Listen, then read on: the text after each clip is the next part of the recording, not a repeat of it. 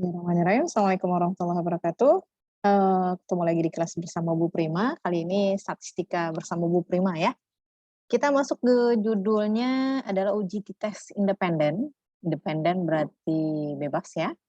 Jadi uji tes yang bebas ini dengan SPSS beserta. Kalau ada contoh kita selesaikan dengan SPSS gimana caranya? Oke, yang pertama kita masuk ke apa sih uji tes independen itu gitu. Uji tes independen adalah salah satu uji parametrik untuk melakukan komparasi. Komparasi berarti perbandingan ya. Perbandingan independen, perbandingan bebas. Nah, sampel independen adalah sampel yang menghasilkan data dari subjek yang berbeda. Nah, studi komparasi independen, jadi studi perbandingan yang bebas ini contohnya apa sih gitu ya? Contohnya adalah perbandingan laki-laki dengan perempuan, perbandingan kelompok kontrol dengan perlakuan, perbandingan perusahaan AB, dan lain-lain. Jadi antara variabel A dengan variabel B itu bebas, nggak ada dipengaruhi satu sama lain gitu maksudnya. Oke, kemudian syarat uji parametrik t-test independen. Pertama, sampelnya itu kita ambil secara acak atau random. Yang kedua, data yang diperoleh dari sampel mempunyai sebaran normal. Kemudian bisa diuji dengan normalitas nantinya ya. Kemudian data yang diperoleh merupakan data homogen. Homogen berarti sejenis ya. Jumlah sampel tiap subjek diusahakan sama. Nah, penentuan hasil uji tes independen ini dasarnya itu berdasarkan nilai signifikansi. Kalau dari SPSS itu ada tutelnya nanti nilai signifikansinya itu kalau dia besar dari 0,05 berarti artinya adalah tidak terdapat perbedaan rata-rata antara subjek penelitian. Berarti nggak ada perbedaan nih antara rata-rata variabel A dengan variabel B gitu ya.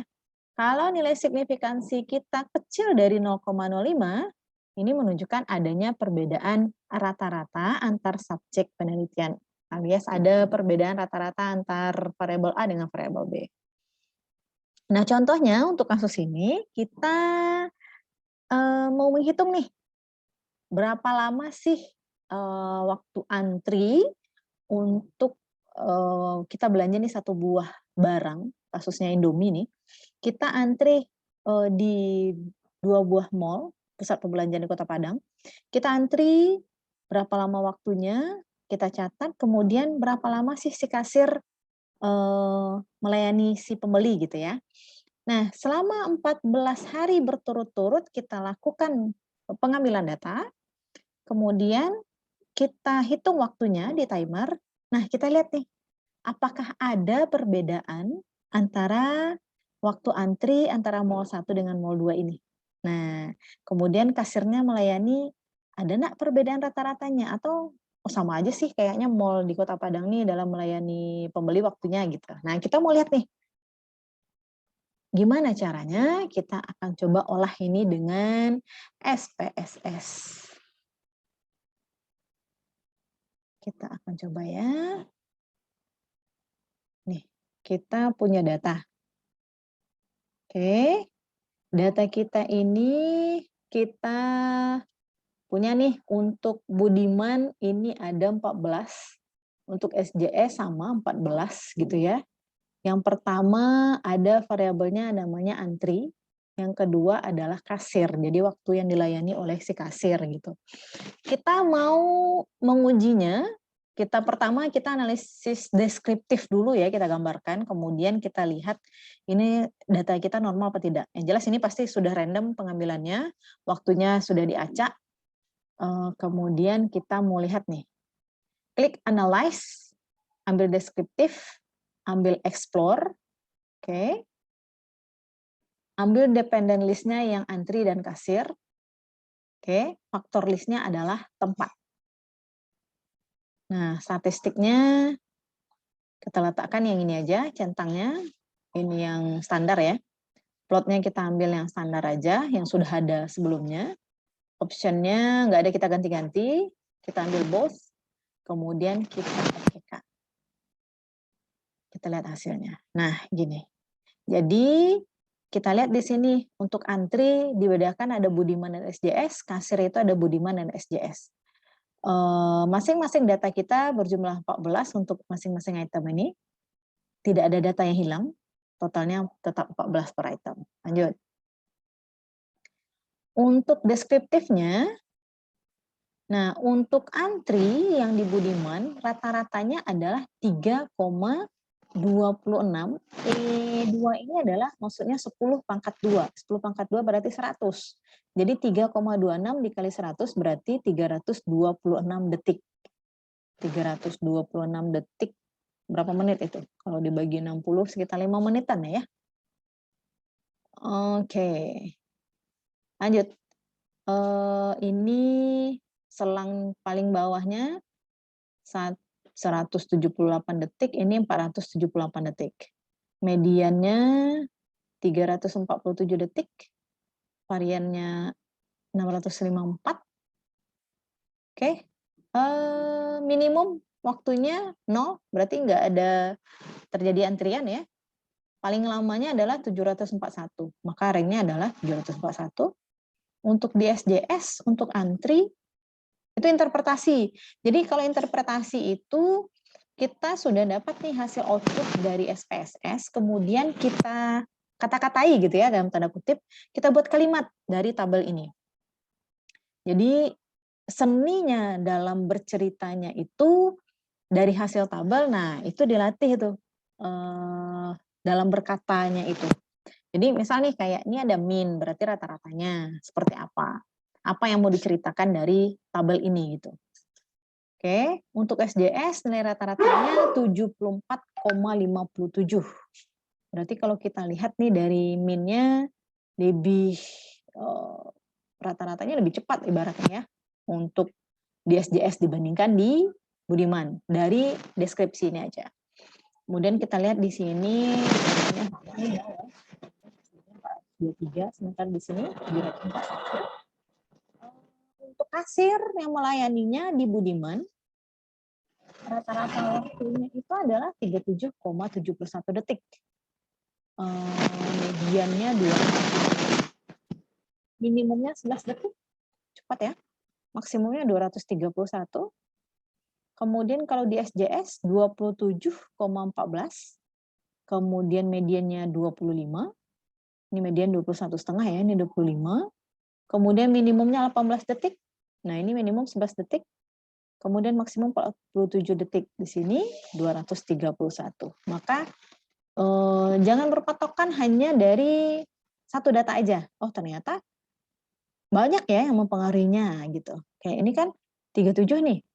Kok besar nih? Ternyata minimumnya memang lebih kecil datanya dibandingkan si SJS yang di si Budiman. Tapi kenanya adalah di bagian maksimumnya. Maksimumnya kan memang 231 nih. Sementara ini cuma 47. Lanjut. Nah, ini uji normalitasnya. Kita perhatikan di Kolmogorov-Smirnov. Apabila nilai signifikannya itu lebih besar daripada 0,05, berarti tidak normal. Kalau kecil daripada 0,05, berarti data kita normal. Nah, ini kan besar nih. Mau Kolmogorov-Smirnov, mau Shapiro-Wilk, sama-sama kita perhatikan nilai signifikannya. Jadi kalau besar daripada 0,05, berarti itu tidak normal. Nah, berarti data antri pada Budiman itu cenderung tidak normal. Kenapa tidak normal? Karena kita lihat antri ya pada Budiman. Nah, sebaran datanya gimana? Oh, ternyata untuk variansnya kan 6,54 kali 10 pangkat 4. Besar nih. Berarti 65420 kan besar tuh variansnya. Karena data kita sangat beragam ya, makanya kemudian ranknya juga 741 termasuk tinggi, maka cenderung data kita tidak homogen, tidak normal, sorry. Nah, ini histogramnya kita lihat di Budiman. Kemudian ini di SJS. Ini diagram dan daun. Ini normal QQ plot untuk bagian antri di Budiman. Padahal kalau dari segi kurvanya cenderung normal marah. Nah, ini juga. Jadi yang dikatakan normal itu jika data kita itu tersebar mendekati garis normal ini. Nah, ini garis normal. Jika data kita berada di sekitaran itu, berarti itu namanya cenderung normal. Nah, ini kan berada di sekitar itu juga. Maka itu cenderung normal namanya. Ini histogramnya. Ini yang kasir ya. Oke, kasir. Kemudian ini untuk di Budiman. Ini observe value. Oke. Kemudian setelah selesai kita bicara di bagian deskripsi, kita masuk uji T. Berarti analyze. Oh ya, saya ada yang lupa sedikit ini. Di bagian data, pas input data tadi, jangan lupa di bagian variable view, ini tolong untuk bagian value, karena tempat kita ada dua tadi ya, ada SJS sama Budiman, maka di bagian value, kita klik di sini, yang 3 buah tadi titikkan ini, kita klik di sini, kita kasih nilai 1, labelnya itu adalah Budiman. Apa yang pertama? Budiman. Yang kedua, itu SJS. Mau label 1, mau label 2, mau label 0, mau label 1, terserah. Terserah si peneliti mau ngasih angka berapa. Yang jelas angkanya tidak boleh sama gitu ya. Yang 1 untuk Budiman, 2 untuk SJS, oke. Kemudian setelah selesai kita kasih nama seperti ini, kasih nilai, maka kita klik analyze untuk uji T, ambil compare means, ambil yang independen, sampel t-test. Antri untuk bagian test variable, kemudian grouping variable itu adalah tempatnya tadi, ada Budiman dan SJS. Oke, kita lihat ya.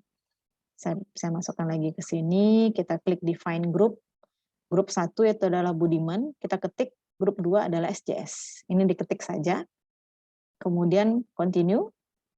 Sama dengan label tadi ya, sama dengan label di sini tadi. 1 untuk Budiman, 2 untuk SJS, jangan sampai beda gitu. Apa sih optionnya gitu, kita klik. Nah, ini dibiarkan saja, alias defaultnya kayak gitu. Kita okekan. Nah, ini hasil t-test kita. Kita lihat hasil t-test. Oh, kita perhatikan di sini nilai N-nya 14, min-nya ini 326, ini 74. Sama dengan hasil tabel deskripsi ya. Kemudian kita perhatikan independent sample t-test. Kita perhatikan nilai signifikan kita. Jika kecil daripada 0,05, berarti dia kita lihat lagi. Kalau kecil dari 0,05 berarti ada perbedaan rata-rata. Jadi terdapat perbedaan rata-rata antara antri di Budiman dengan di SJS. Terdapat perbedaan antri, ini untuk antri. Kemudian kalau kita mau lihat bagian yang kasir lagi nih. Kasir adakah bedanya? Kita lihat di kasir. Kemudian kita okekan apa yang terjadi. Oke, ternyata rata-rata untuk di kasir Budiman 37, di SJS 27. Perhatikan signifikan di sini 0,495, 0,501 besar daripada 0,05 ya. Kalau besar tadi artinya adalah tidak terdapat perbedaan rata-rata. Jadi hampir sama nih. Jadi nggak terdapat perbedaan rata-rata waktu kasir melayani antara SJS dengan Budiman. Nah, gitu deh cara interpretasi dari tabel statistik output dari SPSS-nya ini. Jadi uji T itu gampang sebetulnya kalau menggunakan SPSS, ya tinggal klik tadi itu aja. Ya intinya kalau seperti ini, gimana gaya kita bercerita lagi nih. Jadi kalau equal variance assume berarti asumsi variance itu sama gitu ya. Oh ternyata memang rata-ratanya sama, nggak ada perbedaan gitu. Kecuali yang tadi waktu antri tadi. Oh ternyata antrinya memang jauh beda sekali nih. Ini ada 326, ini 74. Makanya signifikannya ini di bawah 0,05. Jadi terdapat perbedaan. Oke, saya harap bisa memahami ini. Uji t-test independen gitu ya. Tidak ada hubungan ini antara variabel A dengan variabel B, alias kalau dalam kasus ini tidak ada hubungan antara si SJS dengan si Budiman. hubungannya apa, sama-sama mall gitu doang gitu ya. Tapi yang jelas kalau independen berarti dia bebas. Tidak ada hubungan antara variabel A dengan variabel B. Oke, selamat mengerjakan tugas. Semoga paham. See you in next video insya Allah. Assalamualaikum warahmatullahi wabarakatuh.